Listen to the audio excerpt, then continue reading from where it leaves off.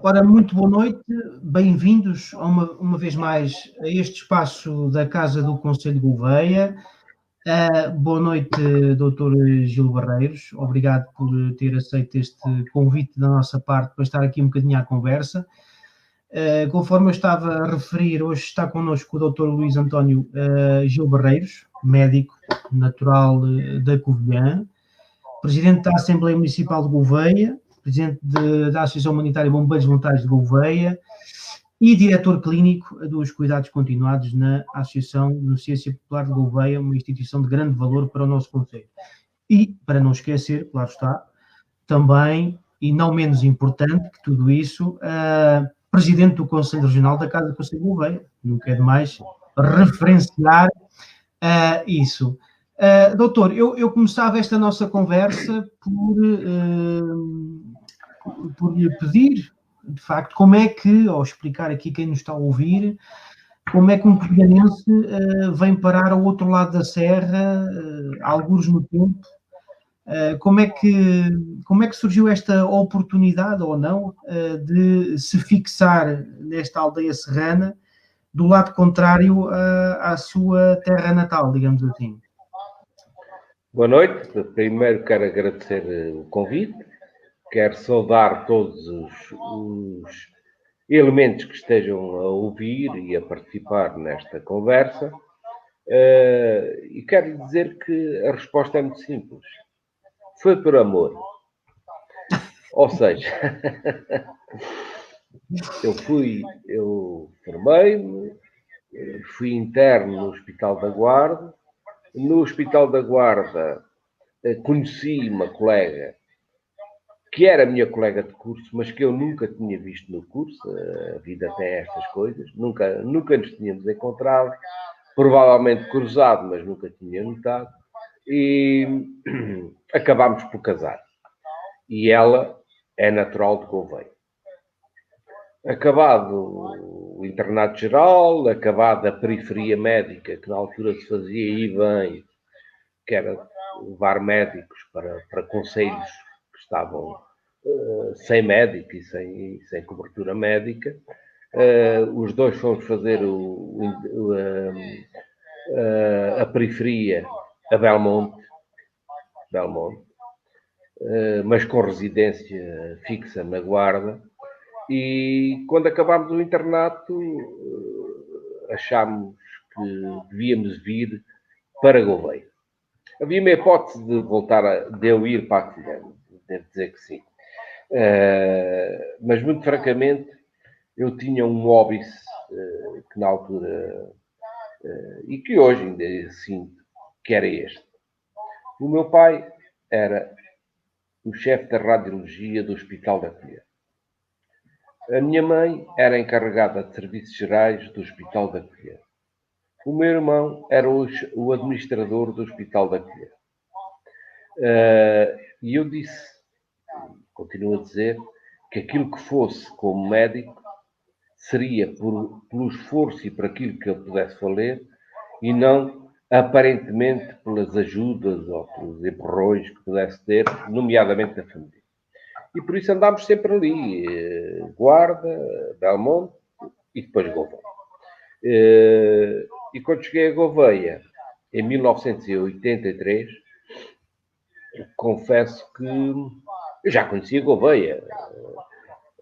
Eu casei em 80 e vinha todos os dias de semana para Gouveia, estávamos em Gouveia, entretanto já tínhamos filhos e conhecia muito bem Gouveia, estava integrado no ambiente de Gouveia, mas quando foi a altura de decidir onde vamos ficar definitivamente, decidimos Gouveia. E não arrependo, antes pelo contrário. Hoje, eu costumo dizer, e digo convictamente, que seria de mim se não tivesse Gouveia. A minha cidade é Gouveia, pronto, sou natural da Covilhã, mas chego à Covilhã já nem conheço ninguém. Os meus colegas também de liceu acabaram por sair todos para um lado e para o outro, e muito poucos lá estão. E Gouveia é a minha terra. Naturalmente Gouveia é a minha terra. A terra onde a gente está, onde é bem tratado, onde se sente bem. inegavelmente, que é Gouveia. E por isso, desde 83 que estou aqui, com trabalhões, avanços, recusos em termos de vida pessoal e também, se calhar, em vida profissional, mas de qualquer maneira sempre tendo como âncora esta cidade e este Concelho de Gouveia. Não é? Isto porque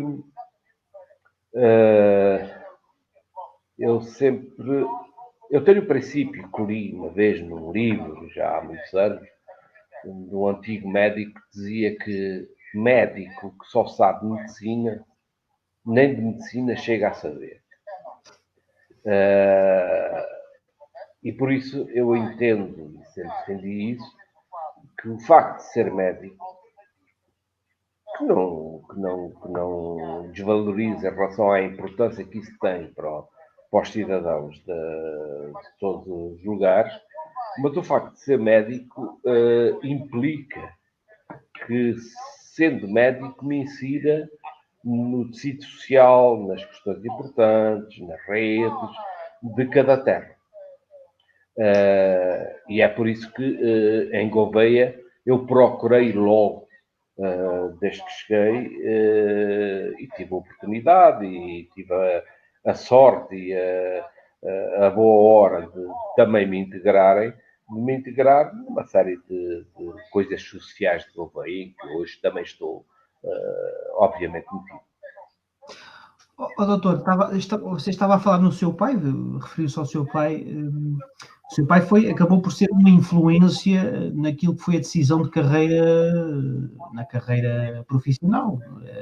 O seu pai, toda a gente conhece, foi um homem muito acarinhado na Covilhã, o percurso dele, a ligação ao Sporting da Covilhã, não é? E, portanto, é uma pessoa muito acarinhada na Covilhã. Ele de facto foi importante, influenciou naquilo que o seu dom para a medicina veio do outro lado, ou foi influenciado pelo seu pai?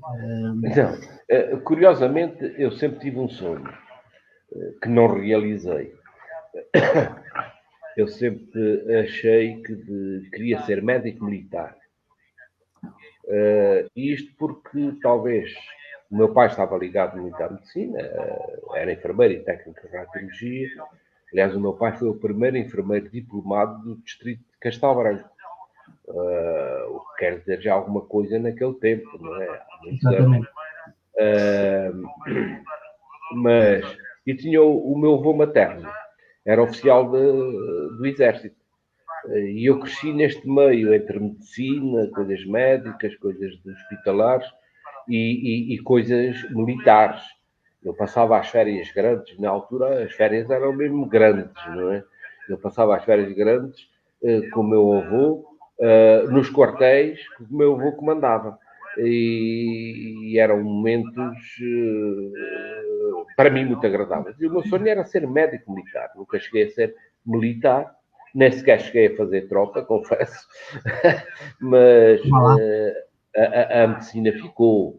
A medicina ficou. Aliás, devo dizer, quando acabei o 7º ano no Liceu da Covilhã, dei-me aqueles vibes de jovem e de indomável jovem, e eu disse, eu não vou estudar mais. Acabou. Os meus pais ficaram muito tristes, aborreceram-se muito comigo, mas eu, na altura, embora as pessoas que agora me vejam não consigam perceber isso, era um atleta de gema. Era campeão distrital dos 400 metros em pista, fui 5 vezes campeão distrital de handball, guarda-redes, jogava hóquei, aliás, joguei hóquei na Académica depois, quando era guarda-redes de hóquei, e fui guarda-redes da Académica depois, quando fui estudar para Coimbra. Era campeão de corta-mato, era assim um atleta muito versátil. E quando eu disse que não queria estudar mais, o reitor da altura do hospital do Liceu da Covilhã chamou-me e disse, lá, mas tu não queres ir estudar? Não, Sr. Reitor, eu estou farto disto, agora quero trabalhar. Então, olha, vou fazer uma proposta para ficares aqui como professor de ginástica. Estive um ano com professor de ginástica no Liceu da Colher. Mas ao fim do ano disse assim, pá, estou-me a enganar. Isto não é vida para mim. Eu quero mesmo ser médico e, portanto, vou fazer as provas de aptidão para a faculdade. E fiz as provas de aptidão para a faculdade e entrei na faculdade de Coimbra. Curiosamente, podia não ter entrado. Porque no verão, houve um jogo de hóquei entre a Seleção Nacional, Cuxana, Livramento, aquelas pessoas, aqueles grandes jogadores do nosso imaginário de hóqueis, contra a seleção do Distrito de Castelo Branco. E eu fui selecionado para guarda-redes, para defender as redes da seleção do Distrito de Castelo Branco. E engatei, como se diz na gíria. Exatamente. Perdemos 23-3. Mas com a seleção mundial, campeã mundial, não é? Mas fiz uma boa exibição. E quando acabou o jogo, um senhor que era o Padre Miguel, que era o selecionador nacional, que era o treinador da Salesiana, da Juventude Salesiana em Lisboa, procurou logo o meu pai e disse-me, pá, eu quero levar este rapaz para a Salesiana. Vai para Lisboa, estuda lá, fica lá no colégio, continua os estudos. E na altura o meu pai até andou assim meio animado com esta proposta. Eu não. Ele gostava também do meio desportivo, não via aí incongruência, não é? Nada. Eu é que dizia, eu quero ir estudar para Coimbra, não quero ir para Lisboa. E então fui mesmo para Coimbra e depois fui para a Académica. Estive na Académica de Coimbra, com muito honra. Mas olha, passei ao lado, se calhar, de uma grande carreira. Se calhar, não sei. Mas se calhar ficamos bem servidos, não só como médico, mas também pela vida social, inserido nas coletividades e no associativismo. Doutor, avançando um pouco, como é que depois casou-se, veio para Gouveia, esteve também ligado, com certeza, aos primeiros tempos do Serviço Nacional de Saúde, portanto, você disse-me 83, 80, 83, foi de facto a implementação do Serviço Nacional de Saúde, aliás, você já teve a oportunidade de falar. E foi aí que, foi precisamente nessa ligação, de início do Serviço Nacional de Saúde, que fui fazer a periferia a Belmonte. Foi uma coisa nova do Serviço Nacional de Saúde, que era colocar os médicos que acabavam o internato geral em concelhos que estavam desprovidos de médicos e que, portanto, foram momentos maravilhosos, confesso. Acho que todos nós que passámos pelo serviço de periferia, ainda hoje temos saudades disso, porque foi a chegada de médicos novos a terras, onde não estavam habituados muitas vezes a ter médicos, ou estaria lá um ou dois, como era o caso de Belmonte, já fixo há muitos anos, e com uma visão totalmente nova da medicina. Olha, foi aí que o nosso país, que tinha, por exemplo, uma taxa de mortalidade infantil atroz, que era a pior da Europa, começou a melhorar precisamente pelo efeito de nós, médicos da periferia, de seguir grávidas, de pôr regras, de seguir também nas consultas de pediatria, de saúde infantil, e foram tempos heróicos. Confesso que foram tempos heróicos. E como é que a política entra na sua vida? Instala-se em Gouveia? E como é que a vida É uma história muito recambulesca. Foi uma necessidade, foi uma influência, foi uma oportunidade? Não foi necessidade nem oportunidade. Ou por outra, foi uma necessidade interna e já vou explicar porquê. Um belo dia estava em casa com a minha mulher e recebi um telefonema para ir A casa, na altura, tinha privada, tinha um consultório e recebi um telefonema para ir à casa de uma pessoa que eu já admirava e que era amigo e que ainda hoje sou amigo, se podia lá dar um salto. E que, logicamente, eu pensei que alguém estaria doente. E peguei na minha malinha de médico, peguei no carro e fui à casa dessa pessoa. Posso dizer que eu acho que ele não se chateava se eu dissesse. O Sr. António Pinto, da Gicone. E quando cheguei à casa dele, então, António, o que é que se passa? Há algum problema? E ele disse, não. Precisava de falar consigo, desculpe ser assim, e queria-me falar consigo, mas tenho aqui uma pessoa para lhe apresentar. E a pessoa que ele me apresentou na altura foi o Dr. Luís Carrilho, que era o presidente da Conselhia do PSD na altura. E para espanto meu, os dois disseram, doutor, nós estamos aqui para o convidar para ser candidato à Câmara, pelo PSD. Isto E eu, na em que altura, ano? Em que ano, isto doutor? no ano de 1989, penso eu. Seria esse, 89. Acho que eu fui candidato em 89 e em 98, por aí. E eu disse, não, olha, eu não estou propriamente interessado em entrar já, ou entrar em política, e em lides políticas, agradeço muito, mas não aceito. Pá. Cheguei a casa e disse, então à minha mulher, olha, foi para me convidar para presidente da Câmara. Então o que é que disseste? Eu disse, não queria. Não, fizeste bem. Na semana seguinte, eu dava consulta no posto médico de Moimenta da Serra. Estranhamente, quando eu cheguei para dar consulta, estava lá um administrativo novo. Não digo novo. E o administrativo novo, eu disse, então, mas houve mudança, o senhor hoje vem para aqui, venho, mas se no fim pudermos falar, tudo bem. E no fim das consultas, o administrativo foi ter comigo e disse, olha, eu venho aqui a pedido do Presidente da Câmara, que era o Santinho Pacheco, convidá-lo para número 2 da lista do PS. Bem, que encruzilhada! E eu aí disse, não, olha, já tive outros convites, mas não, muito obrigado. Mas quando cheguei a casa, disse então, minha mulher, epá, tenho que me definir. Para candidato. O PS para número 2.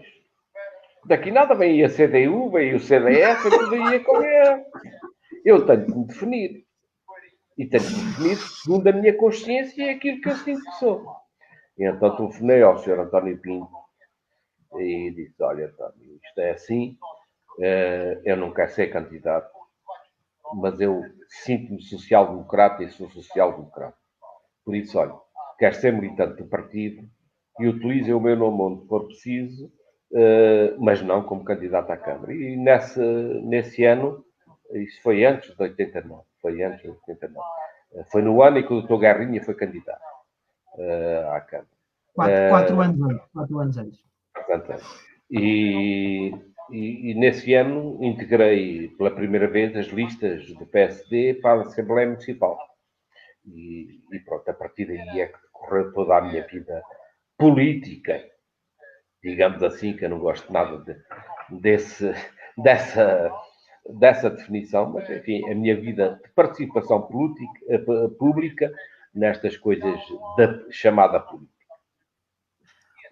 Doutor, o combate político desses anos, 80, 90, nada tem a ver com os dias de hoje, não é? Penso eu. Se tivesse que nos dizer as diferenças do combate político dessa altura para hoje, Olha, eram mais genuínas ou não? Eram mais puras, digo eu. Eu vou-lhe dizer, e não sei se ele nos está a ouvir, possivelmente não, o Sr. Deputado Santinho Pacheco. Quando o PSD ganhou a Câmara, em 2001,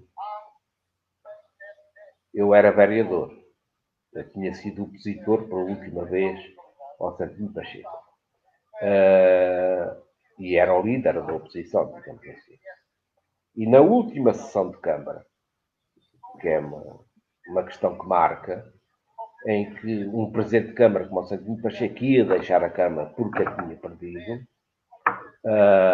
fizemos a última sessão de Câmara, resolvemos uma série de assuntos que estavam pendentes e que tinham que ser resolvidos para não ficarem para o próximo mandato, e ao fim, nas despedidas, o Santinho Pacheco chegou ao pé de mim, abraçou-me e disse: Senhor Doutor, hoje aqui, conosco, acaba a política romântica em Gouveia.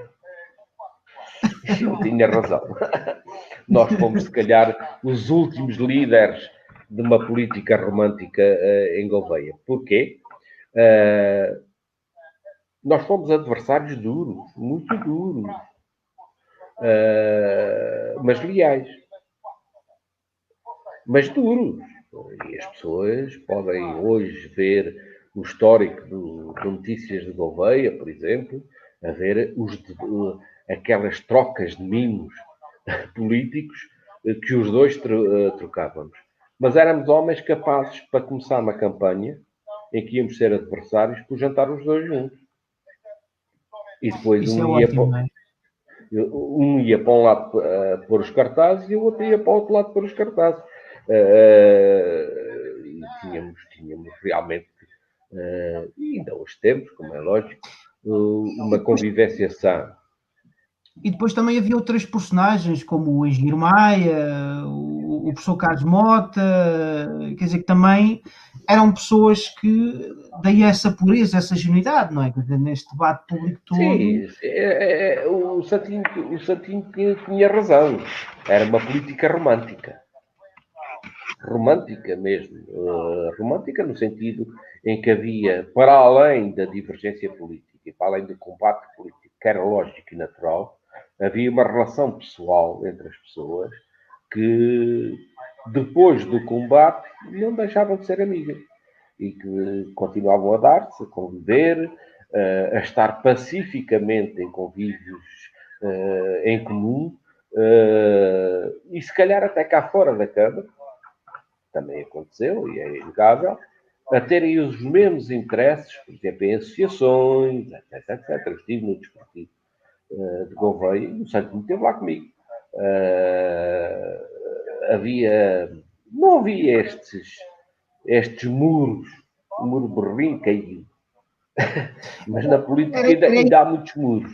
E não havia estes muros que separavam as pessoas. Era aí que eu queria chegar. Hoje é um bocadinho a política. Hoje és do Sporting, eu sou do Benfica, não te falo, ignoro-te. É um bocadinho assim, não é? Foi um bocado, se calhar, radicalizado algumas posições, não é? E se calhar não há abertura neste momento psicológica e intelectual das pessoas para verem que tudo isto é transitório. Eu sempre tive este princípio. Eu devo dizer que ocupei, orgulhosamente, e que muito me orgulha, cargos muito importantes. A nível da saúde, então, muitíssimo importante. Tive vários cargos a nível distrital do topo. Mas eu sempre disse e sempre referi que tive e tenho a consciência que esses cargos são transitórios. E, portanto, que a asneira era se me agarrasse aos cargos, de modo a que quando tivesse de deixar os cargos, que era inevitável, eu ficasse com alguma mágoa. E na política foi a mesma coisa. Avancei, lutei, batalhei, mas sempre com a consciência, isto é transitório.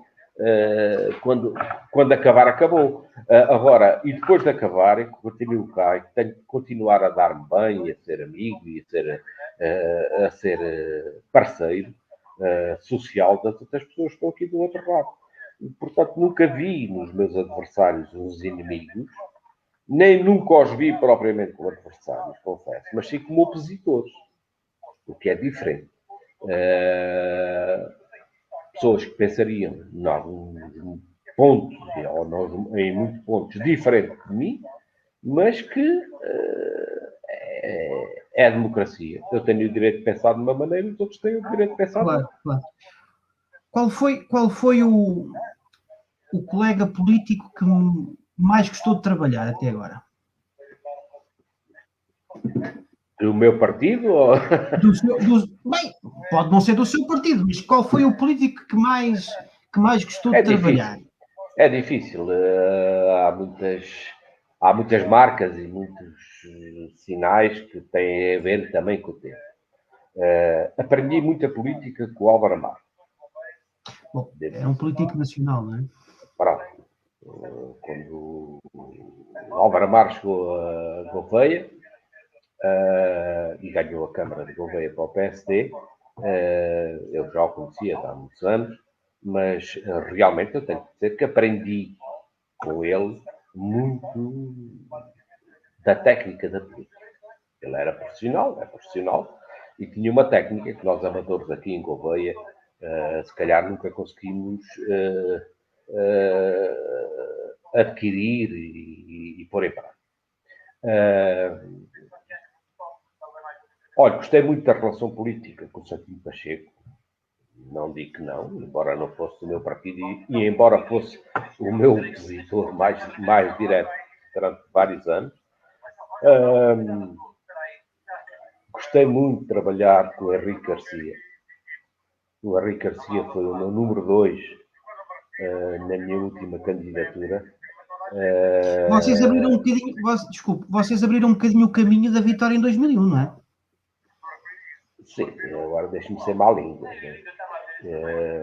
Em 2001, qualquer que fosse o candidato do PSD à Câmara de Gouveia, se tivesse, claro, não podia ser um qualquer, mas se tivesse algum perfil de reconhecimento por parte da população, tinha ganho. Em 2001.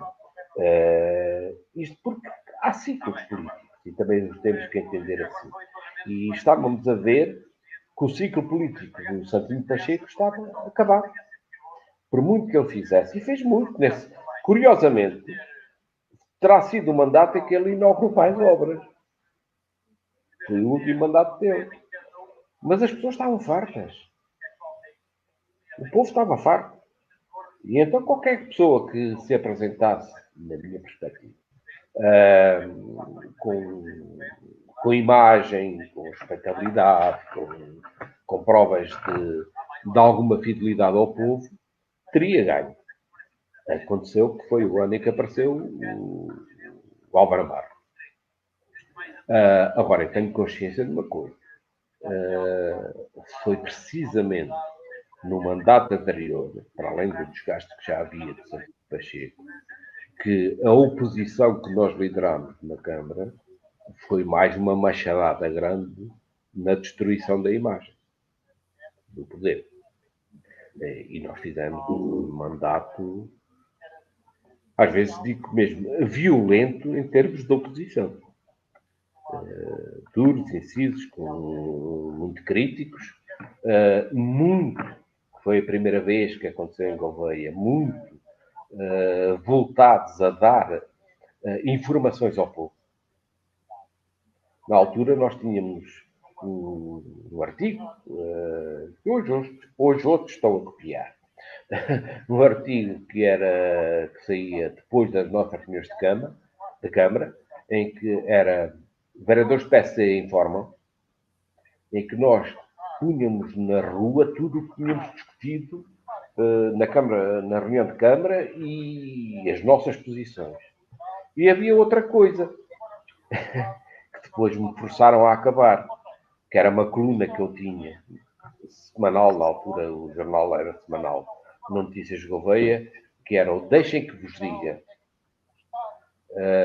E eu escrevia nessa coluna, no Deixem que vos diga, num sentido muito crítico, em relação ao poder da altura, mas também deixando algumas propostas e algumas opiniões. E aquilo divertia-me imenso. Olha, lembra-se daquelas placas que apareceram aí nessa altura pelas estradas? Aquilo foi feito por uma entidade central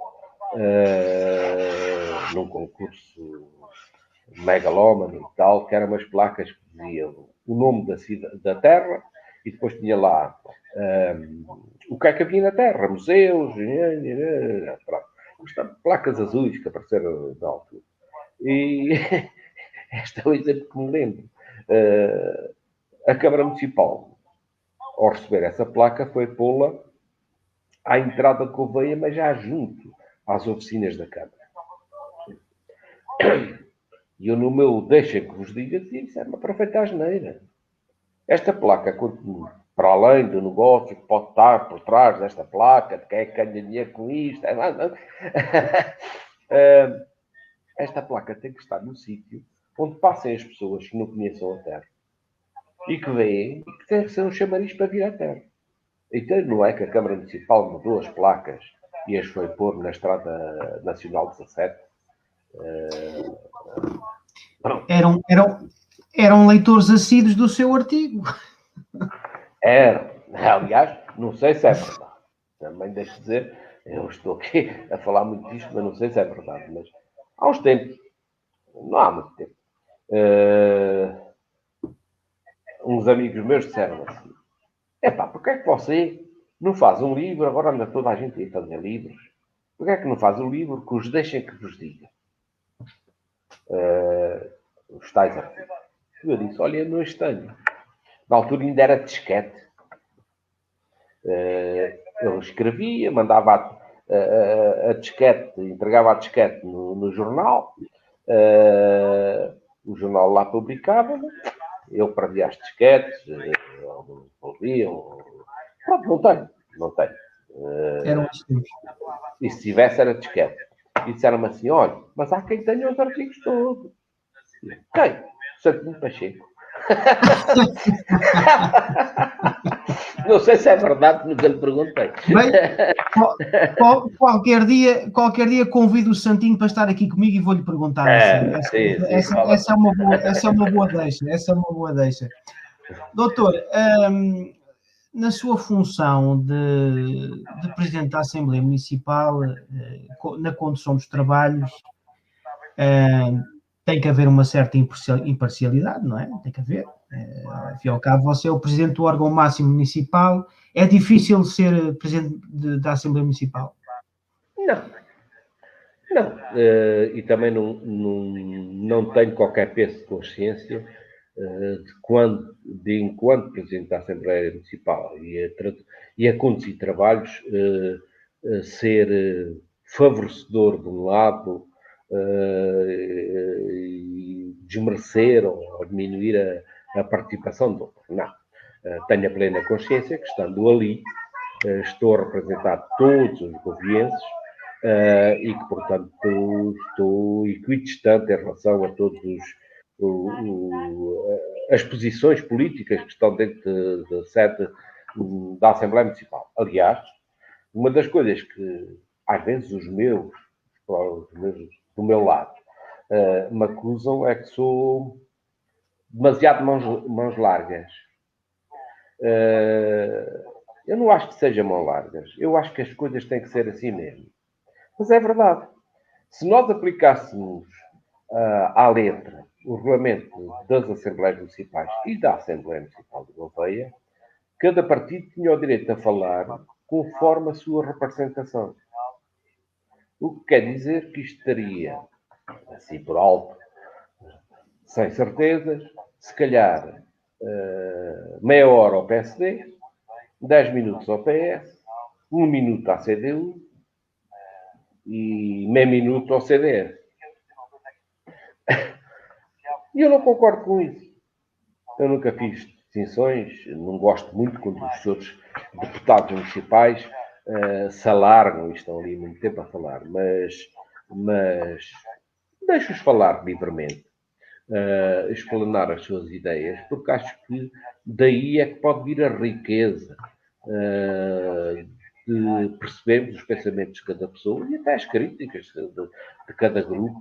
E daí é que se pode aprender coisas interessantes para o Conselho e para a Gouveia. Por isso eu não me sinto nem sectário, não sou, nem me sinto que conduza as sessões da Assembleia Municipal de um modo pouco democrático ou sectário. Antes, pelo contrário, são mãos largas, mas mãos largas conscientemente no sentido democrático.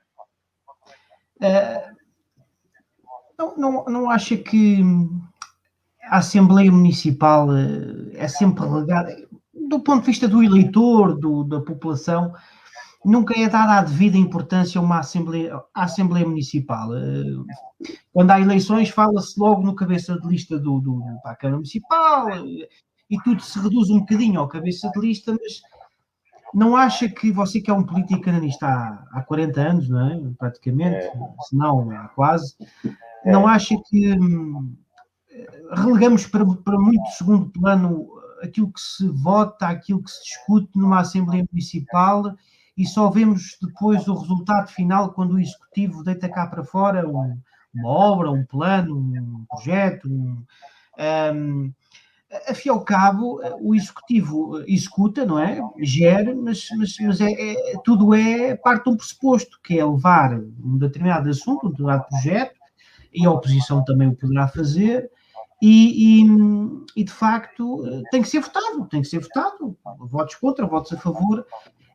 Eu tenho essa ideia que acho que é unânime, não só em Gouveia, mas no modo geral, que e as pessoas também pensam que às vezes a Assembleia Municipal ela existe porque tem que existir. Será que não falta aqui um pendor mais importante a dar à Assembleia Municipal? Falta. E eu vou-lhe ser muito concreto e muito assertivo nisso. Se formos ver a lei, o principal órgão democrático de uma autarquia é a Assembleia Municipal. É o que diz a lei. Se formos ver a lei, o Presidente da Assembleia Municipal é a primeira figura institucional do Conselho. Mas isso na prática não é bem assim. E eu costumo dizer em tom de riso, mas não é tanto de riso, que não é bem assim, porque infelizmente o Presidente da Assembleia Municipal não passa cheques, nem dá subsídios. Pois. Porque se passasse cheques e desse subsídios, então sim, era reconhecido como diz a lei, a primeira figura institucional do Conselho. É verdade que a grande função, ou as principais funções da Assembleia Municipal é precisamente a fiscalização da atuação do Executivo. Mas para isso é preciso dar também grandes passos. Primeiro, as Assembleias Municipais não podem continuar, isto é um movimento que hoje está a começar a crescer e eu tenho esperança que um dia seja realidade. As Assembleias não podem continuar a ser órgãos que funcionam ao favor da Câmara. Ou seja, nós não temos funcionários, a nossa funcionária administrativa que nos dá apoio é uma funcionária da Câmara. Este ano, este mandato, consegui pela primeira vez na história de Gouveia ter uma coisa que nunca houve em Gouveia, que é um gabinete para o Presidente da Assembleia Municipal, porque nem isso havia. E instalações próprias. Também foi neste mandato e comigo que nós conseguimos assaltar, entre aspas, a antiga sala de Tribunal de Gouveia, que estava de luta, e ocupar aquilo em termos de Assembleia Municipal, e que está neste momento em obras, e a pandemia veio atrasar isso tudo. Só faltam as secretárias, porque já lá estão as cadeiras, já lá está a remodelação física toda que tem que ser feita, ou que teve que ser feita, para a Assembleia ter um espaço dela, a sala da Assembleia Municipal, com os gabinetes próprios para a Assembleia Municipal. E este ano conseguimos não só o gabinete para o Presidente da Assembleia Municipal, que é importante, mas também uma sala ao lado, para se poderem fazer reuniões da Assembleia Municipal em menor número de pessoas. E eu comecei a fazer reuniões de líderes, em que cada líder de partido, de bancada, nós fazíamos reuniões mais ou menos regulares para discutir coisas. Depois correu mal. Porque realmente as reuniões acabaram por perder ritmo e por perder participação, e depois com o Covid, então é que foi tudo por água abaixo, não é? Aliás, o Covid, de uma forma muito direta, condicionou tudo o que se pudesse fazer neste momento e neste ano e neste mandato, em termos desses desideratos autárquicos. Mas uma das coisas que é fundamental que as assembleias passem a ter, como já disse, os funcionários necessários e o orçamento próprio. Está previsto na lei.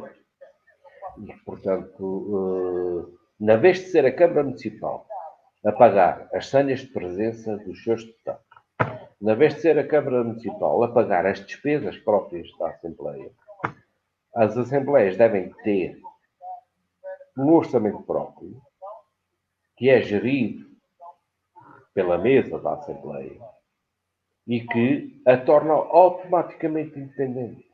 Repare, uma das coisas, não é que eu quisesse fazer isso ou que já sentisse necessidade de fazer. Não.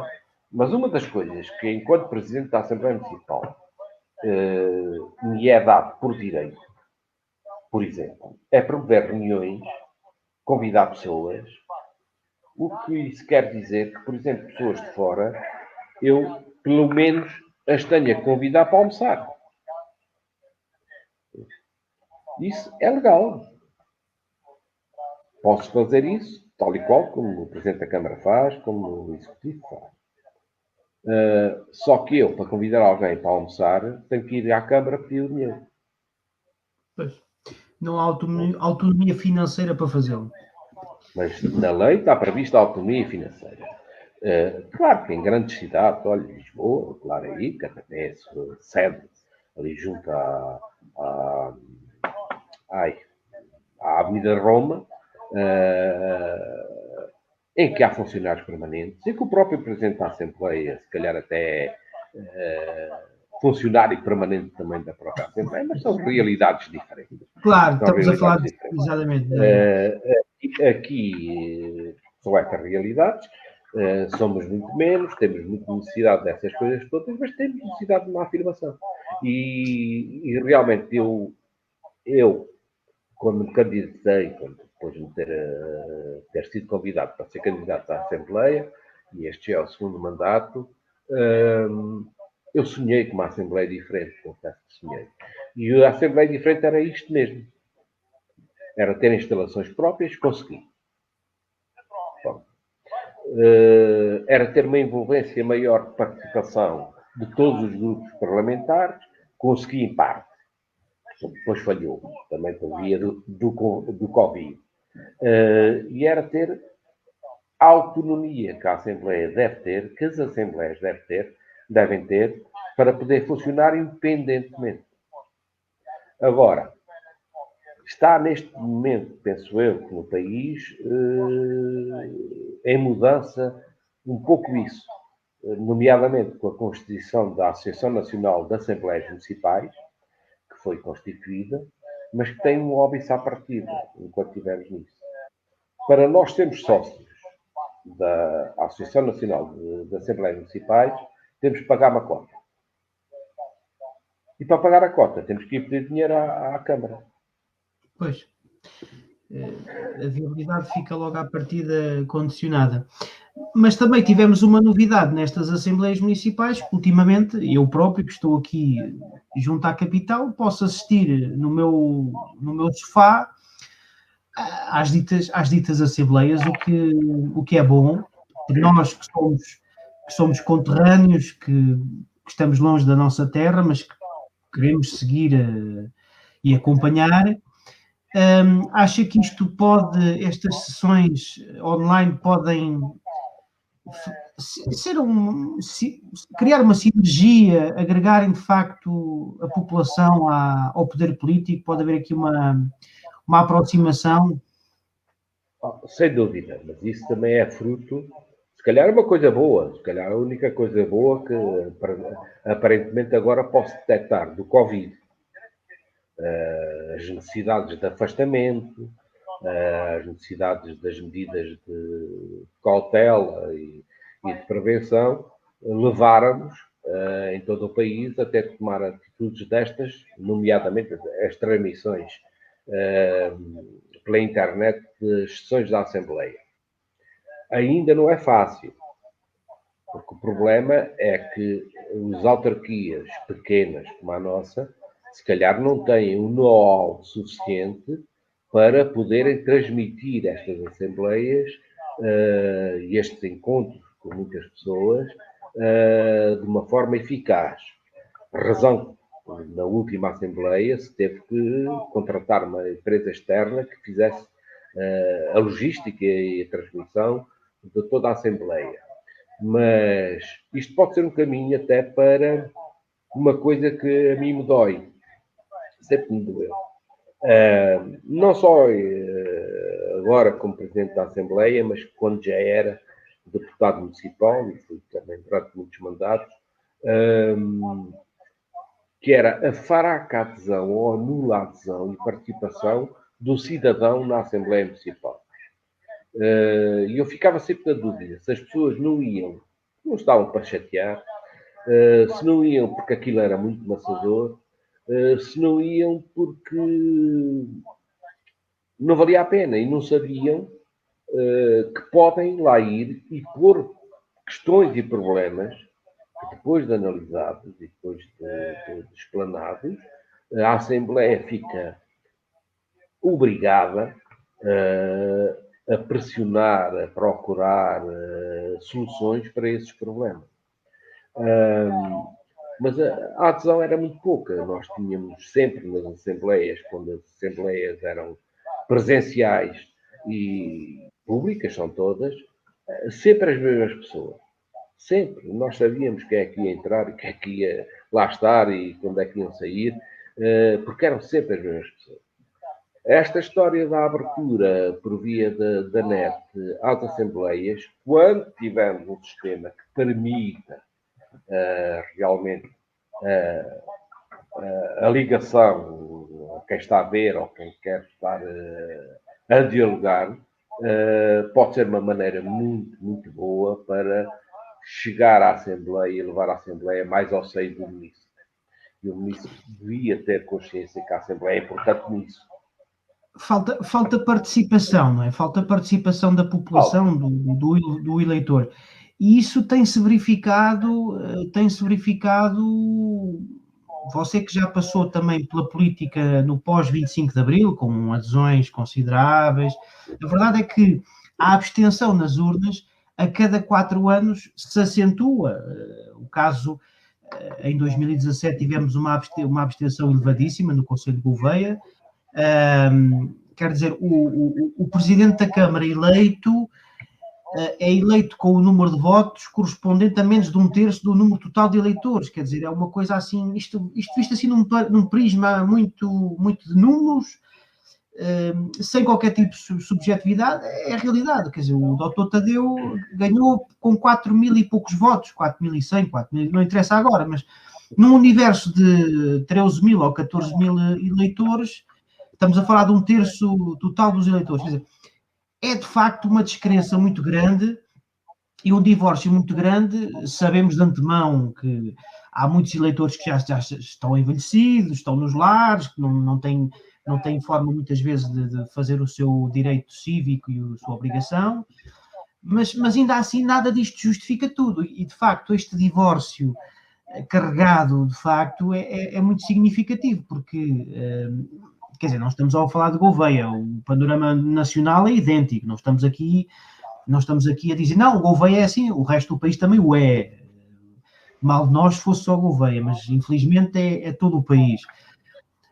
O que é que falta realmente fazer?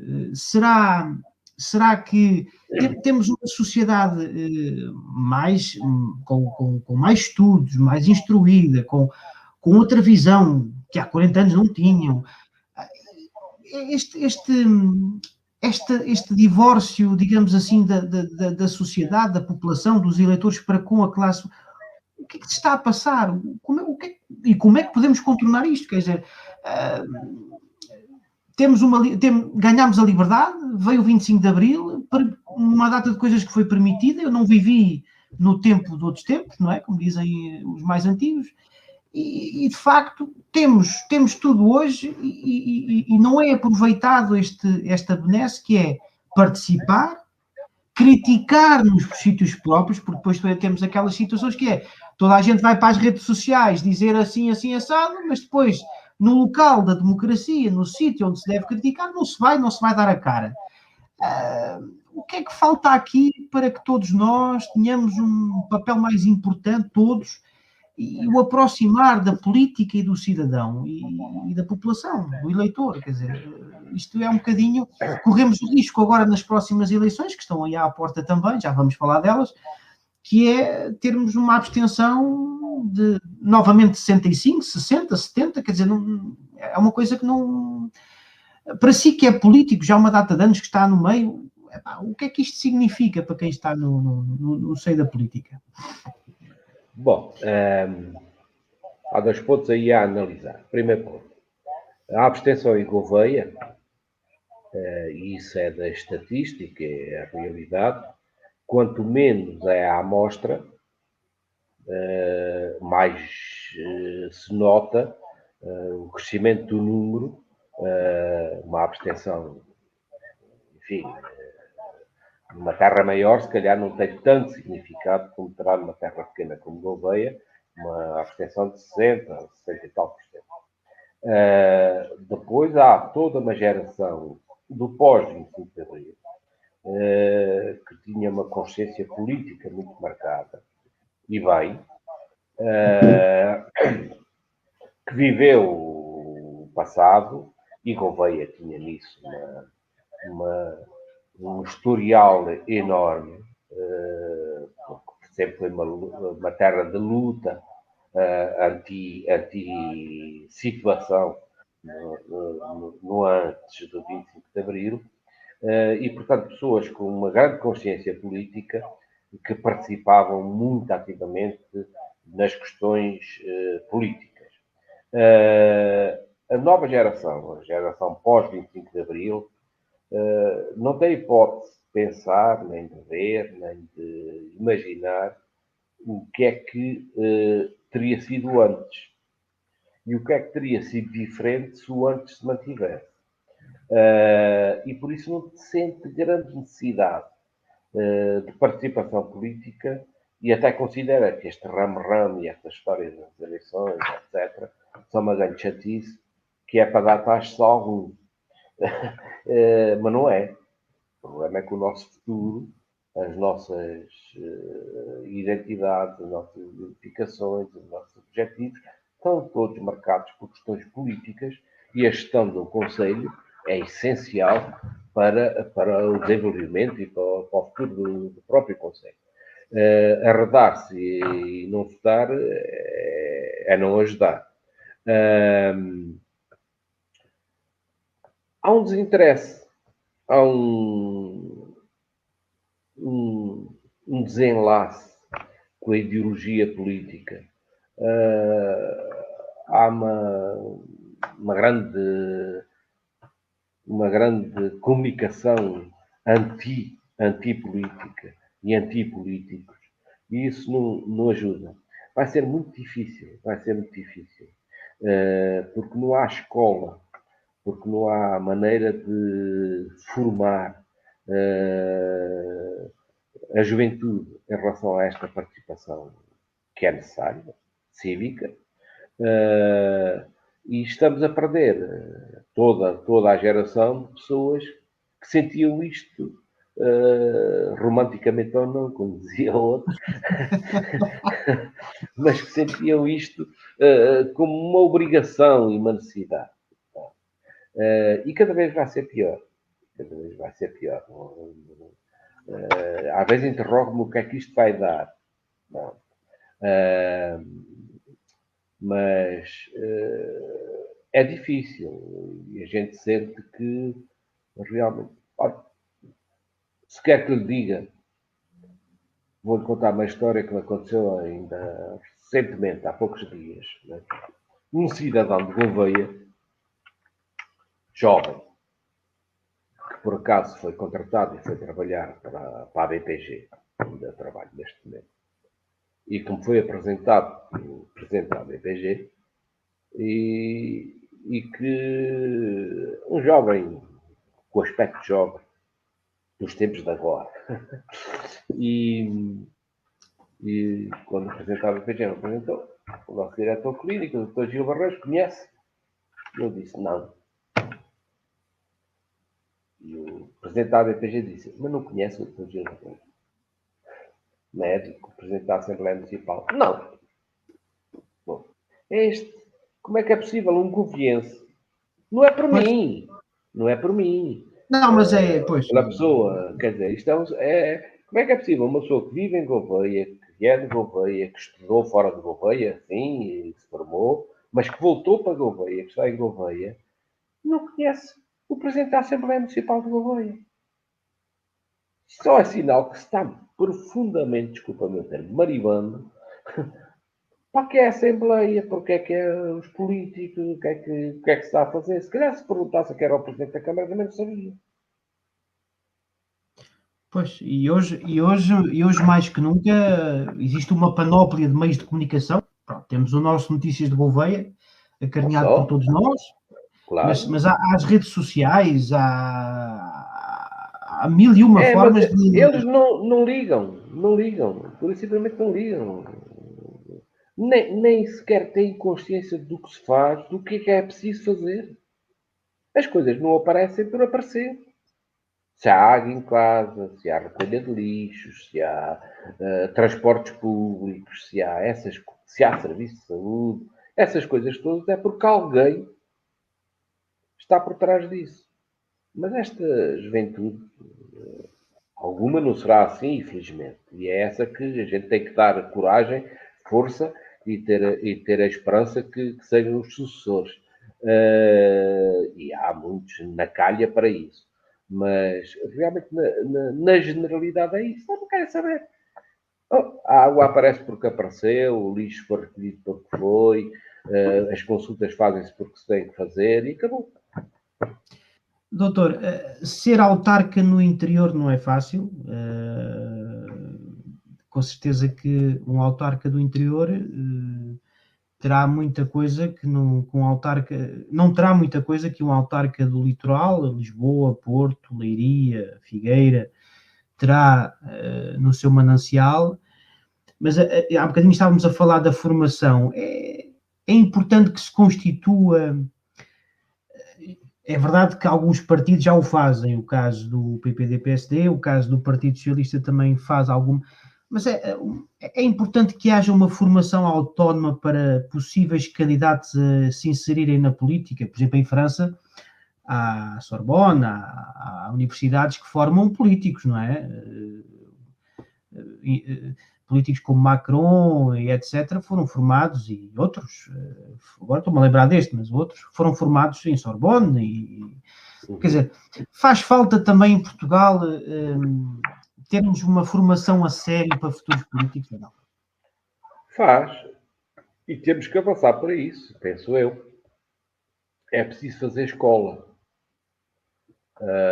E a escola tem que fazer escola. Porque a sensibilização, o despertar de vontades, etc., que possam vir dessa camada de mais jovens, tem que ser feito na escola.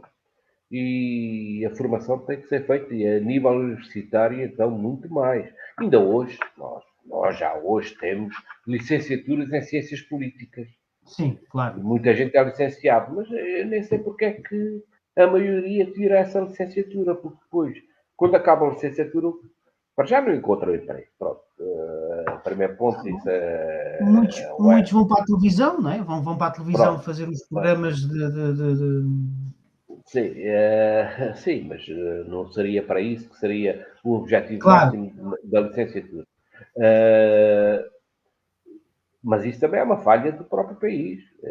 Ter licenciados em e depois não ter condições para que os licenciados em trabalhem naquilo que estudaram, que aprenderam e que foram licenciados. Mas é importante, e as escolas de formação dos partidos, e os partidos têm também, na minha ótica, uma importância muito grande e que têm que agarrar, que é precisamente até para a salvaguarda dos próprios partidos, que é a formação de jovens em termos políticos que lhes permitam, por um lado, manter a ligação ao partido. Primeiro ponto. Se o PSD faz as escolas, isso tem as universidades de verão, se o PS tem as escolas e as universidades também, é confio. É de garantir ali os militantes e os futuros dirigentes, eventualmente, do próprio partido. É a manutenção. Mas daí pode sair muita gente que pode ser válida na vida política. Mas fazer parte de uma juventude social-democrata ou juventude socialista não é suficiente para ser um bom autarca, um bom político, quer dizer, isso não... E é aí que eu quero chegar, de facto, devia haver um organismo autónomo, de facto, independentemente da cor política, onde, de facto, quem pretendesse seguir uma via política, poder ter uma formação certificada, credenciada e de forma autónoma, fosse ela qual fosse a cor. As universidades. A função das universidades é formar técnicos para as várias áreas dos ensinos que administram. Não é? Eu fui para a Faculdade de Medicina de Coimbra para ser médico. E eles formaram-me médico. Os economistas vão para as faculdades de economia para ser economistas. E são formados economistas. Claro. Há de haver, ou devia haver, cursos para a formação de políticos. Isto político já é uma palavra muito pesada. Mas intervenientes. E que seriam, e seria daí que nasceria as novas gerações que haviam, porque também cada vez mais, isso é verdade, cada vez mais a gestão política é menos uma gestão partidária. Isso nota-se.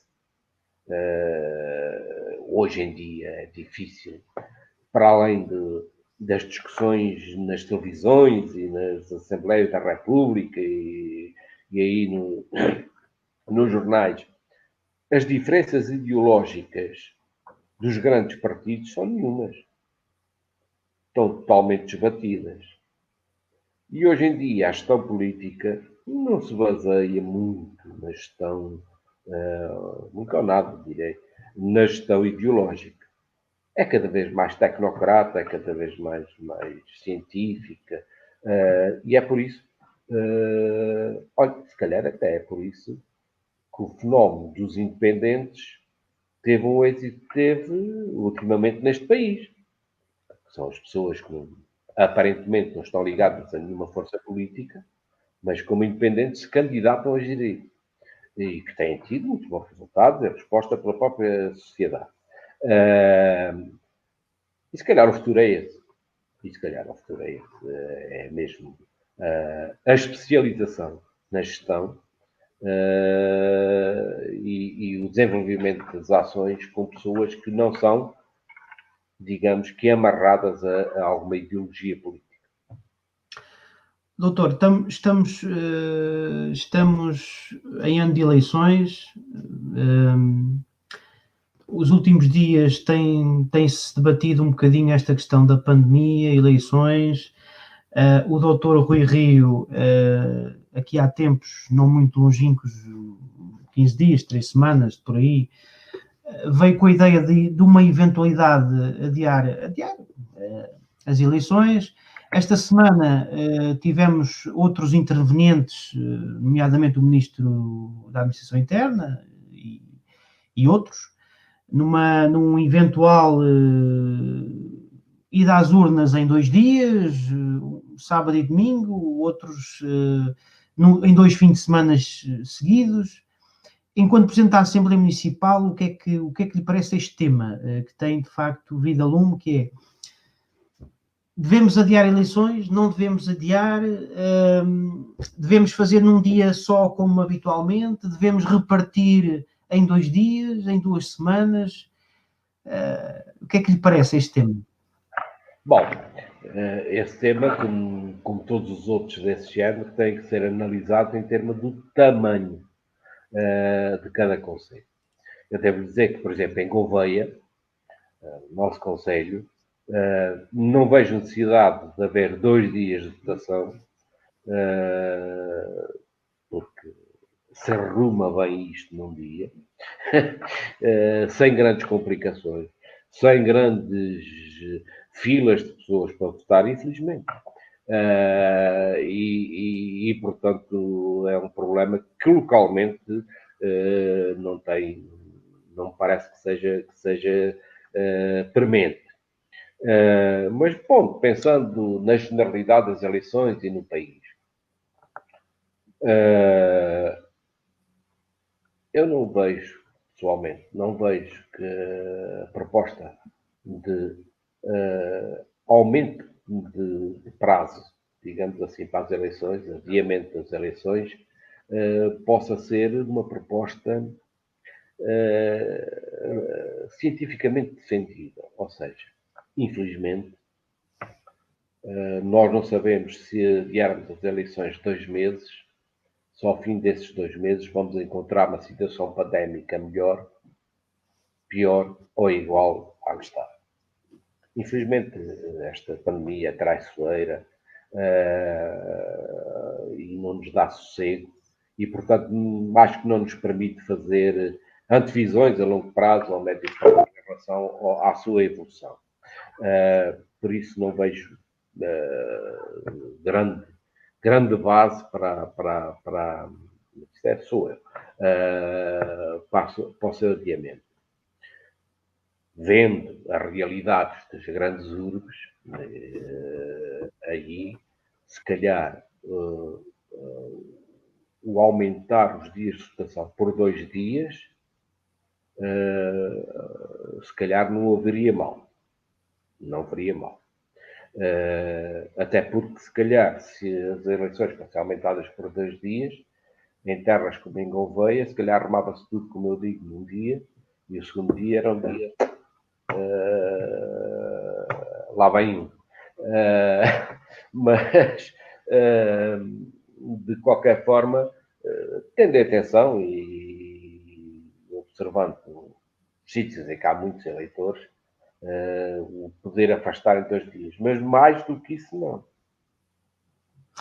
Nós tivemos agora recentemente as eleições presidenciais, estamos a falar de outro contexto, não misturando que são presidenciais e autárquicas, as coisas decorreram, independentemente da abstenção também, que foi elevadíssima, independentemente de tudo isso, tudo correu dentro daquilo que podemos chamar de normalidade, houve filas, eu também estive na minha, mas não me senti, como é que é dizer, não me senti desprotegido, até porque estive à seca, no ar livre, e estava com a minha máscara e com o distanciamento social. Também não, quer dizer, não houve assim, se em janeiro fomos votar, porque é que em setembro não votaremos, não é?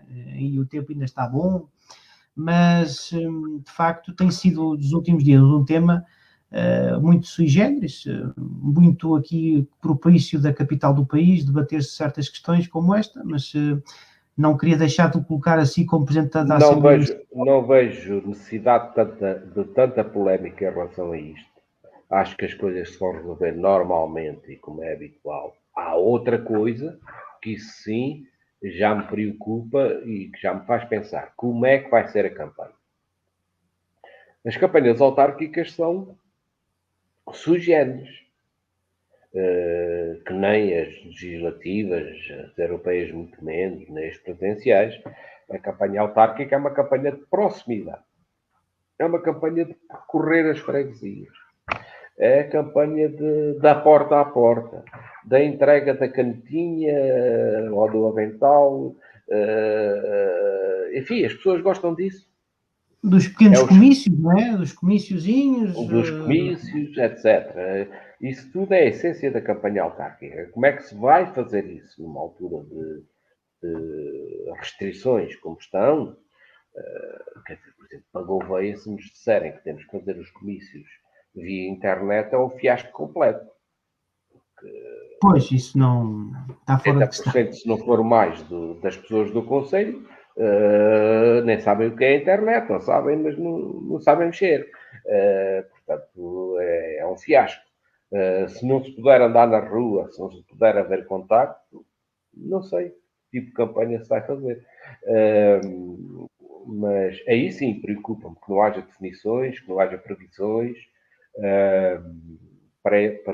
do modus operandi de uma futura campanha neste contexto. Agora, quando é que não é, como é que se vota, como é que não se vota, isso acho que é pacífico e estão a fazer mais esta coisa em termos de Lisboa. Lisboa é Lisboa, o resto é... Paisagens. O resto é paisagem.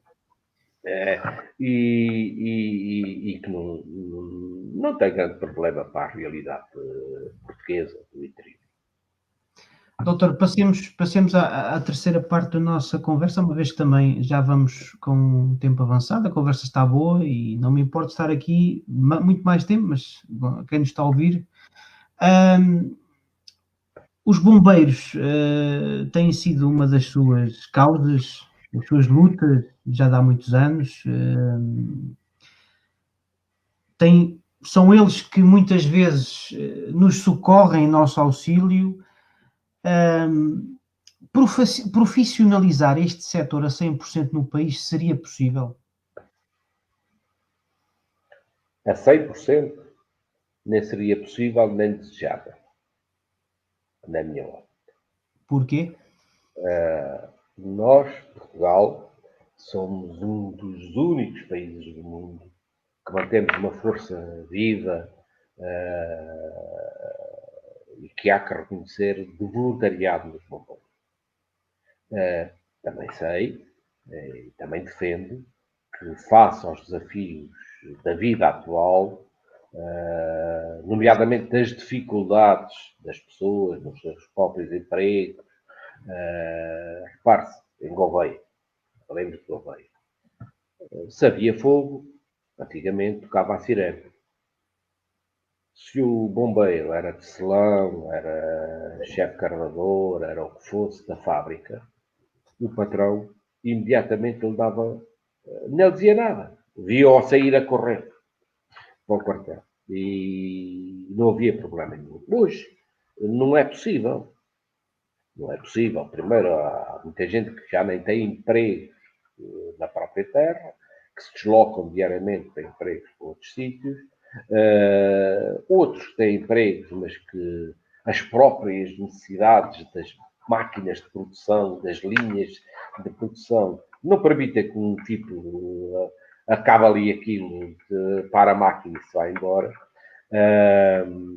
E, portanto, é preciso pensar como é que se ultrapassa isso. E ultrapassa-se com profissionalização de alguns. O que já está a acontecer. Por exemplo, Gouveia tem neste momento, durante o dia, e eu quero frisar isso, porque as forças oficiais e centrais dizem que há equipes permanentes nos quartéis de bombeiros, não há. Há equipes que entram a 1 hora, fazem 8 horas de trabalho e saem. Mas Gouveia já tem uma equipe dessas que durante o dia 5 homens estão ali em prevenção para o que der e vier. O que é importante para uma primeira intervenção imediata, não é? Agora, isso não tira o lugar aos voluntários. Aos voluntários que no fim do seu trabalho querem ir dar umas horas e vão para lá servir a população, aos voluntários que tiram uma noite de conforto de sua casa para ir dormir ao quartel e fazerem turnos noturnos. Por isso, o que eu acho, e sempre defendi que neste país devia ser feito, era a manutenção e eu dar as condições para que este sistema misto dentro das associações humanitárias de bombeiros se mantivesse. Ou seja, profissionais sim, e são cada vez mais, mas haver sempre um lugar para os voluntários e não acabar com o voluntariado. Porque os bombeiros, o voluntariado nos bombeiros, para além do mais, tem outras facetas que as pessoas se esquecem, mas que nós estamos dentro e conhecemos muito bem, que é a integração, por exemplo, social desses homens. Há muita gente que vai procurar aos bombeiros a integração social e que são ótimos bombeiros e que atuam com saber, porque a formação depois têm, mas que encontram ali o seu porto de abrigo. E, portanto, eu sou totalmente contra, sempre fui, e lutei muito e luto contra isso, do desbaratar dos voluntários. Não pode ser. É a manutenção dos voluntários, dando condições cada vez mais às associações de bombeiros para também poder manter os profissionais que estão ali. Doutor, os 28 milhões de euros inscritos em Orçamento de Estado para 2021 satisfazem as necessidades que as corporações e os bombeiros deste país têm, ainda para mais depois de uma pandemia onde ficaram a nu todas as dificuldades financeiras que muitas corporações têm e continuam a ter e infelizmente ainda para mais na nossa zona, na nossa região, chegam a esses 22 milhões, satisfazem ou sabem a pouco? Maneira nenhuma. De maneira nenhuma. E é aquilo que disse prende-se com aquilo que estávamos a dizer anteriormente. Os poderes centrais têm que começar a olhar para os bombeiros de maneira diferente. Olha, até numa coisa que eu sempre fui contra e sempre me aborreceu. Aos bombeiros era desculpado muita coisa, que hoje já não é, felizmente já não é, da atuação, olha, até de excessos de velocidade, essas coisas todas, que hoje já não é, felizmente. E eu digo felizmente porque acho que é justo. E sabe porquê que era desculpado? Porque o Estado sentia que tinha uma dívida com as associações. Se sentia que não davam o suficiente e, portanto, as pessoas tinham que arranjar os caminhos todos laterais e colaterais para conseguir levar à frente. Eu acho que essa não pode ser a realidade futura dos bombeiros. Esses 28 milhões não dá para nada, repare.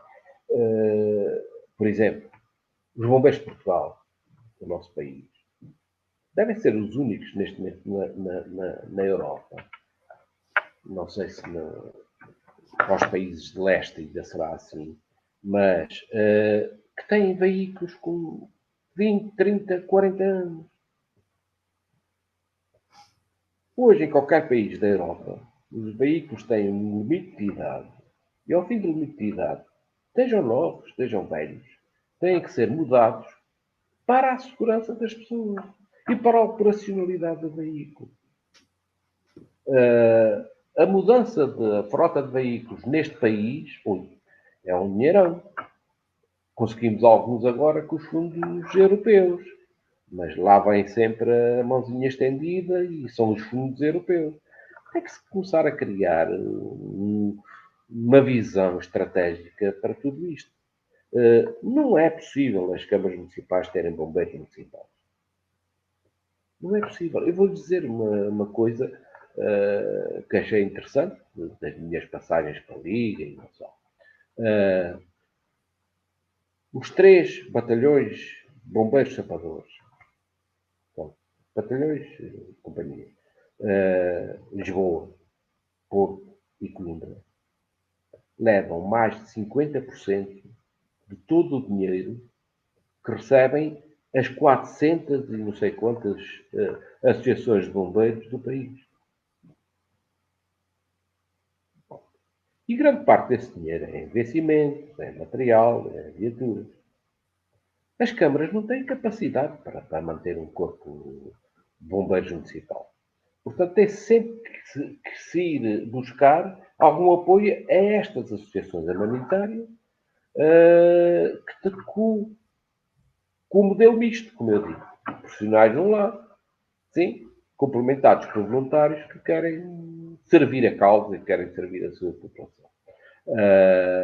E enquanto não houver abertura para isso, acho que andamos a chover no molhado e andamos sempre todos de mão estendida, que é uma coisa que me chateia, mas eu espero que o grito de Ipiranga venha a dar-se. Já agora, que estamos aqui, as pessoas estão a ouvir, vai haver eleições para a Liga de Bombeiros Portugueses. Eu já fui vice-presidente da Liga há alguns anos e tive outros cargos dentro da Liga, mas orgulhosamente, e confesso com muito orgulho pessoal, fui convidado para ser presidente da mesa de congressos da Liga dos Bombeiros Portugueses numa das listas concorrentes. E se ganhar, depende dos votos que vierem, mas se ganharmos, acho que é uma honra. Muito mais do que ser uma honra para mim, é uma honra para a Guarda, distrito, e é uma honra para os bombeiros de Gouveia terem, olha, lá voltamos ao mesmo, ao Presidente da Assembleia Municipal, ter a primeira figura da Liga dos Bombeiros Portugueses, que é o Presidente da Mesa de Congressos, mas que ninguém reconhece, porque quem reconhece é o Presidente do Conselho Executivo. Pois é.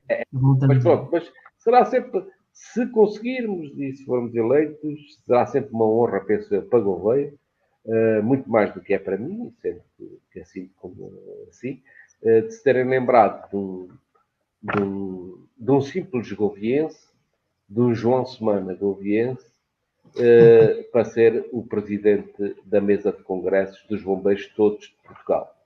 Esperemos que assim seja. Doutor, a passagem da responsabilização da base da Proteção Civil para os municípios foi um ganho ou foi uma desresponsabilização governamental? Qual passagem?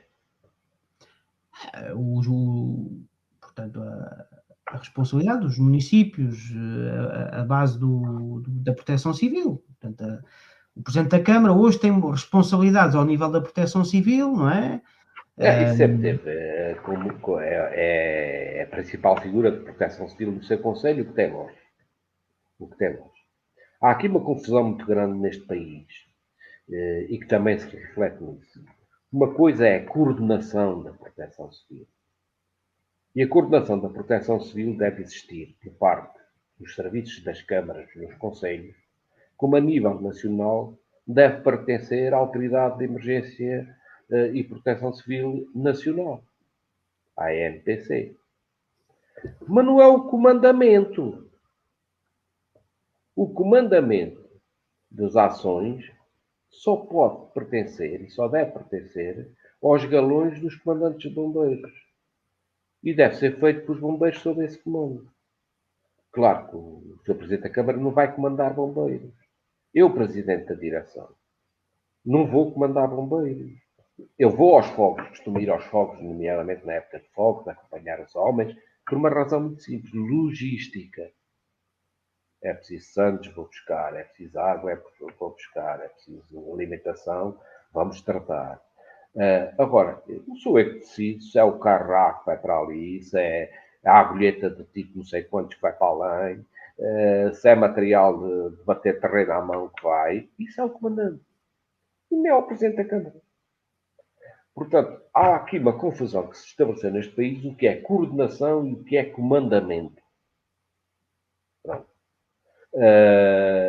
Por isso, as ações que foram transferidas, os poderes, as obrigações que foram transferidas para as câmaras, ou que vão ser transferidas para as câmaras a nível da proteção civil, serão sempre no campo da coordenação. E isso está certo.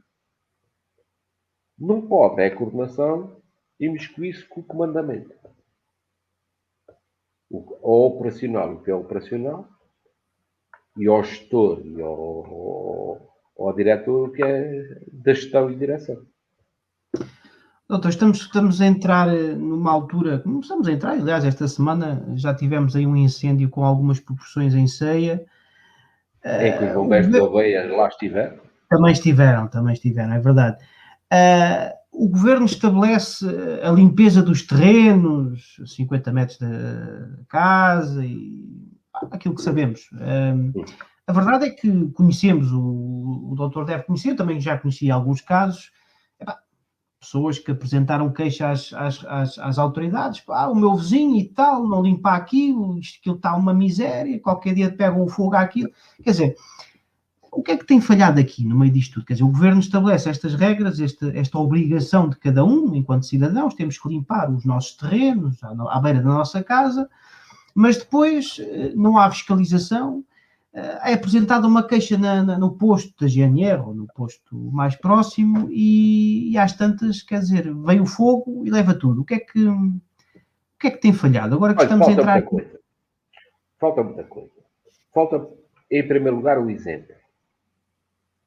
Há que ter consciência que a maior parte, ou a maior área de matas e de superfícies dessas não tratadas são do governo, são do Estado. O Estado exige, mas nele não faz. Faz muito pouco. Depois, temos que também analisar o tecido social de cada região. É evidente que pedir a um cidadão de 80 anos que vá limpar o terreno, ele que se calhar vive de uma reforma de 200 euros, para pagar um trator ou pagar uma brigada que lá vá, andava todo o ano a pagar e não chegava à reforma, é um bocado difícil.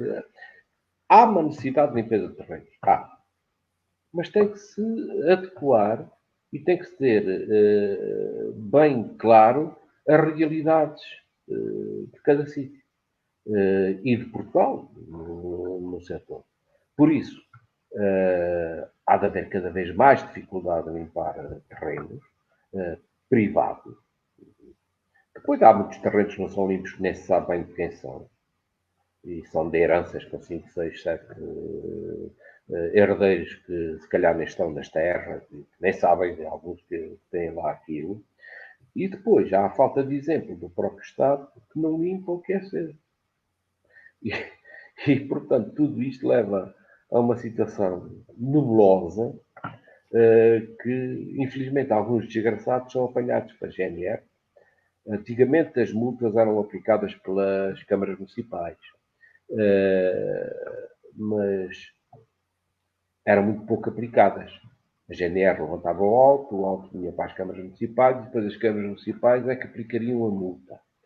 E, logicamente, as câmaras municipais, no seu todo, não aplicavam praticamente multa nenhuma. Não é? Ficava em arquivo morto. Agora passou um bocado diferente. E agora são mesmo as autoridades policiais que cobram a multa. Mas isto é uma dor de alma. É uma dor de alma. Ver um idoso de 80 e tal anos ser multado porque não limpou uma corelazita de 200 metros que tem ali. Quando se vê as matas, os sítios dos parques naturais como a Serra da Estrela, que não são realmente limpos e que são propriedade estatal. É um país complicado. É um país complicado, é sim, senhor. Doutor, para fecharmos esta nossa conversa, a Casa do Conselho Gouveia celebra este ano 70 anos de existência. Gostaria que nos deixasse aqui uma mensagem, enquanto sócio, também dirigente do Conselho Regional, sobre esta casa que é a casa de todos nós, que é a nossa embaixada em Lisboa. Gostaria que nos deixasse aqui umas breves palavras sobre esta nossa casa que ainda é jovem, com 70, mas que já tem muito trabalho feito. Bom, sou suspeito e quero já deixar aqui esta identificação de princípio. Sou suspeito. Sou suspeito porquê? Eu ainda não era propriamente... Era político, já na terra, mas não era não tinha nenhum cargo, não tinha nada, já era sócio da Casa de Conselho de Gouveia. Ele deve ser sócio, se calhar, da cidade há 40 anos. Já recebi a medalha dos 25 há não sei quantos anos. A medalha não, o emblema dos 25 há não sei quantos anos. Sim. Não sei quantos anos tenho sócio, mas terei muito já. Há coisas interessantes, deixe-me dizer, estas conversas sobre pastoreiros. Eu, no outro dia, vieram-me cobrar as cotas, não foi da Casa do Conselho, já as paguei, mas essa foi... Exato, não, confirmo, é verdade, confirmo. Essa é por transferência. Vieram pedir as cotas do Clube Camões. Eu sou praticamente sócio de todas as associações da cidade e não só. Algumas freguesias. Vieram pedir eu sou sócio número 2. Não, perdão, número 5.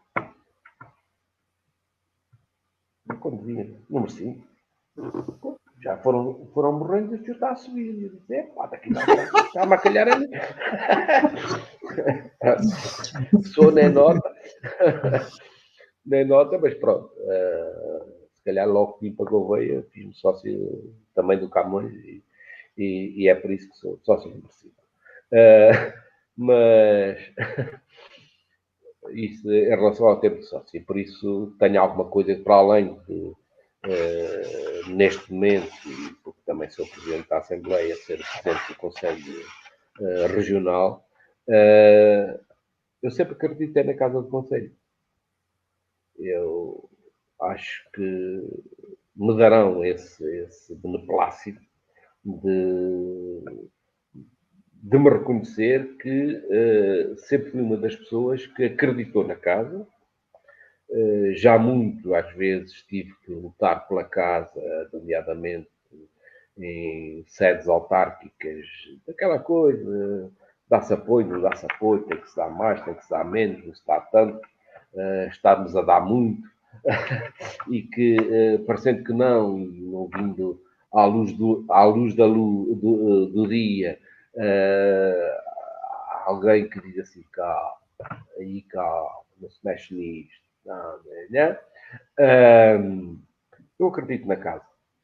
Tenho pena, mas isto também é conjectura, se calhar, e tudo está condicionado neste momento, que nunca conseguíssemos fazer da casa aquilo que a casa deve ser, o verdadeiro embaixador de Gouveia em Lisboa. Não só com a venda dos produtos exóticos do nosso concelho, que seria excelente se tivesse outra divulgação e outra procura, e também com uma coisa que me parece que tem que ser forçoso começar-se a forçar a fazer. Nós não temos consciência da quantidade de juventude de Gouveia que neste momento vive em Lisboa. É verdade que o tempo dos bailes da antiga casa, e saudosa casa, da Almirante Reis, dos convívios, hoje em dia se calhar já não tem grande significado para esta malta nova. Não é assim que eles se juntam. Mas havia de haver um desafio, um pensamento, como é que seria possível, o que é que os levaria a irem frequentar a Casa do Conselho de Gouveia?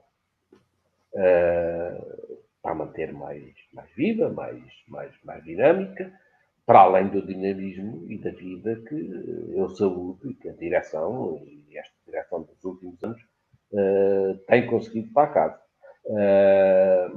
Portanto, olha, eu sou fã da casa, tenho aqui a casa no coraçãozinho, e é sempre com gosto que falo, que me vejo e que sinto a casa do Conselho de Gouveia. Agora, há desafios também para a casa que tem que ser atualizada à realidade atual, que sei que são difíceis, mas que têm que, se calhar, ser pensado por muita gente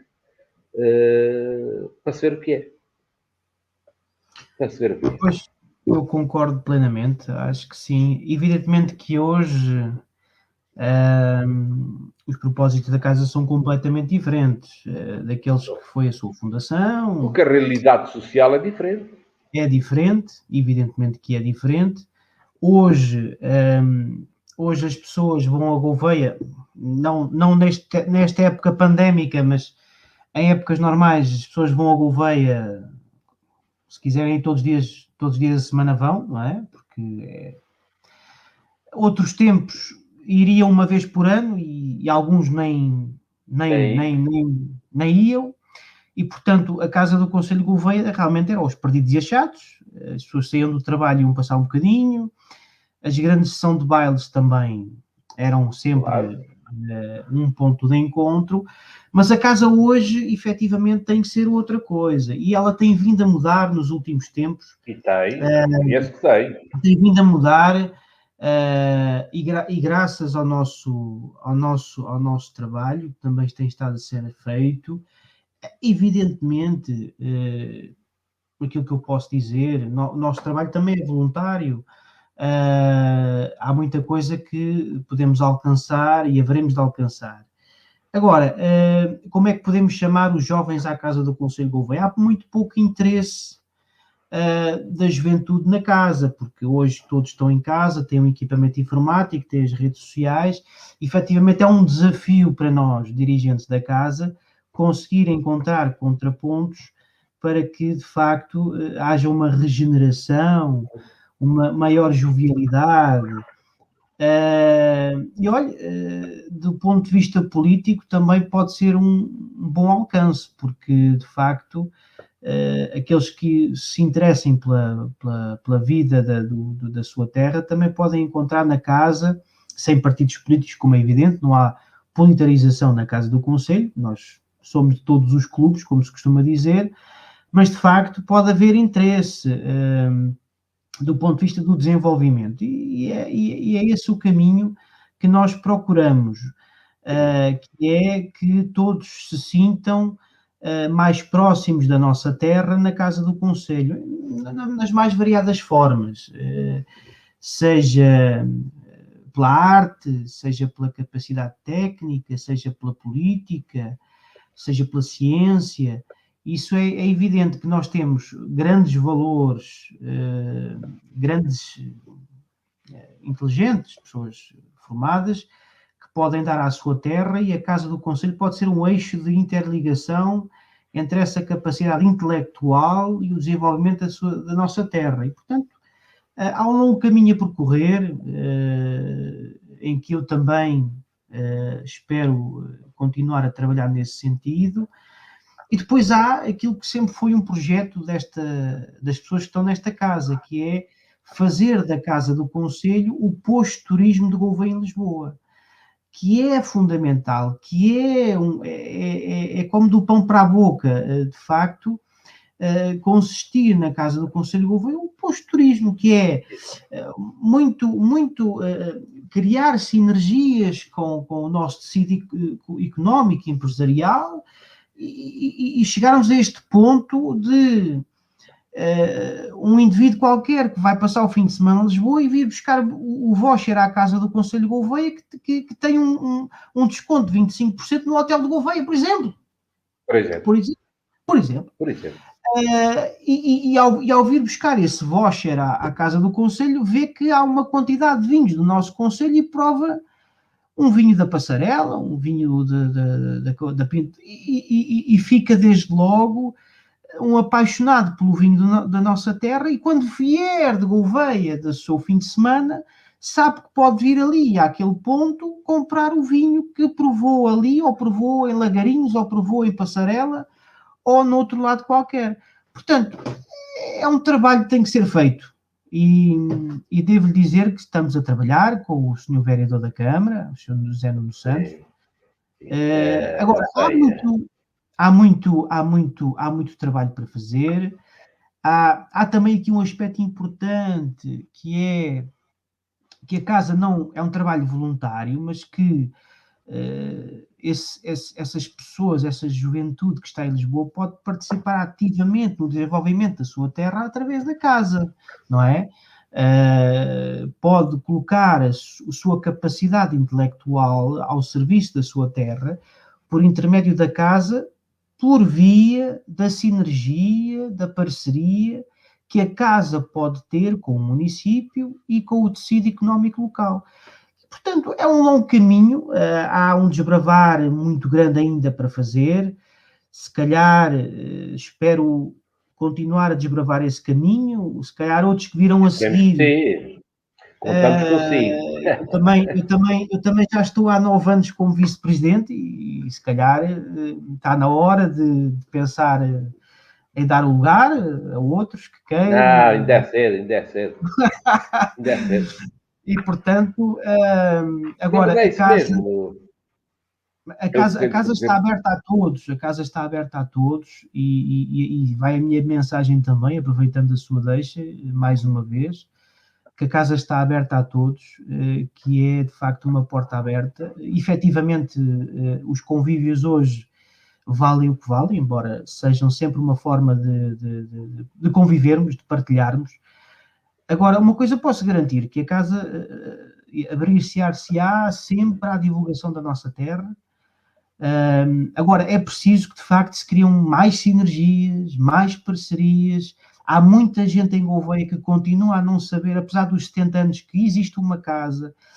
É preciso que cheguemos aos mais jovens na escola secundária, em vésperas de vir para Lisboa, que estejamos mais presentes nesses momentos e dizer a esses jovens que, em vésperas de vir para Lisboa para a faculdade, olhem, têm um ponto em Lisboa, uma casa que está aberta para vos receber. São esses caminhos que é preciso procurar e cá estaremos para procurar. Eu, da minha parte, o seu doutor já sabe, já me vai conhecendo também há uns anitos e, portanto... Claro que sim, esperamos muito de si, pessoalmente espero muito de si. Deixe-me só dizer que eu sou daqueles que defendo que, por exemplo, realizações, apresentações, qualquer coisa que a autarquia faça em Lisboa devia ser sempre na Casa do Conselho de Gouveia. Devia ser ali. Agora, continuo a dizer o desafio. O que é que os mais jovens hoje querem? Quais são os hábitos deles? E onde é que nós podemos oferecer alguma coisa para eles? Não sei se é de ver um jogo de futebol, se calhar é. Repare que a juventude de Gouveia tem coisas que às vezes me deixam a pensar, porque sendo jovens, têm outros hábitos, mas mantêm uma raiz que é extraordinária, que é uma raiz do passado. Olha, por exemplo, a história do vermute no primeiro dia do ano, que é uma tradição aqui de um grupo de govienses que se foi estendendo e que hoje há miúdos, digo eu, não é? Para mim, há miúdos que hoje estão a estar fora e que vêm para o vermute, por exemplo. Há tradições como vêm para o Chão de Calvário, mas isso é uma coisa muito maior. Há de haver qualquer coisa entre eles que os une e que os interessa e que possa ser feita na Casa do Conselho e que os leve lá a ir fazer isso. Não sei se é o dia do vermute, não sei se é o dia do jogo do Benfica ou do Sporting, não sei... Claro, do Benfica e o Sporting acompanhado de um convívio que é o que eles querem, não é? Pronto. Claro, mas isso é o mais importante, não interessa o resultado, o que interessa é o convívio, não é? Mas, doutor, são essas coisas mais simples que fazem toda a diferença, como é evidente. É a simplicidade que torna tudo mais único e mais genuíno. E, portanto, vamos procurar esses caminhos e essas vicissitudes importantes que temos. Eu só tenho a agradecer e queria aqui dar um grande abraço. É sempre um prazer estar consigo, beber deste seu conhecimento e dessa sua experiência. Cuidado, isto não é boa pinga e você não fica com nada, também não é... É essa boa disposição que eu gosto em si, essa disponibilidade que eu gosto em si. Doutor, muito obrigado por este bocadinho. Espero que quem nos acompanhou lá em casa, que fomos uma boa companhia, que trouxemos aqui coisas interessantes da sua vida, mas também da vida de todos os govienses. A vocês que estão aí em casa, muito obrigado. Saúde, ânimo, protejam-se. Até um dia destes. Doutor, não sei se quer deixar uma mensagem final para quem nos está a ouvir. Só quero dizer, quero agradecer o convite e dizer que foi um serão bem passado pela minha parte. Eu gosto de conversar, eu gosto da cavaqueira. Foi um serão bem passado e queria deixar aqui um abraço a todos os govienses, mas muito especial a todos os govienses da diáspora, aqueles que tiveram de sair da nossa terra e que hoje estão fora e que podem ter, nomeadamente aqueles que estão na zona da Grande Lisboa, um porto de abrigo na nossa Casa do Conselho. Obrigado. Muito obrigado. Uma boa noite a todos. Muito obrigado.